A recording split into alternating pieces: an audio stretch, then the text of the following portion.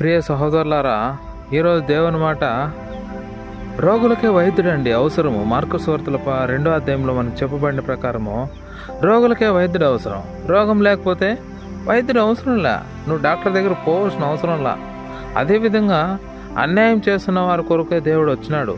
అయితే వాళ్ళని మార్చాలని, వాళ్ళని మార్చుకొని తన బిడ్డలుగా చేసుకొని నీతిగా జీవింపజేయాలని, పరిశుద్ధంగా జీవింపచేయాలని ఆయన వచ్చాడు. ఇప్పుడు ఎవరైతే అనవసరంగా దేవుని బిడ్డలపైన, దేవునికి వ్యతిరేకంగా అనేక కార్యాలు జరిగిస్తున్నారో వాళ్ళని జ్ఞాపకం చేసుకోండి దయచేసి. వాళ్ళు, దేవుడైతే నీ కోసం రాలేదు. నువ్వు చెడ్డ పనులు చేస్తున్నావా, అయితే నీ కోసం వచ్చాడు. అంతేగాని నువ్వు మంచి పనులు చేసేవాడైతే నీ కోసం దేవుడు రాలేదు. నువ్వు దీనిపైన విషయంపై నువ్వు బాధపడాల్సిన అవసరంలా.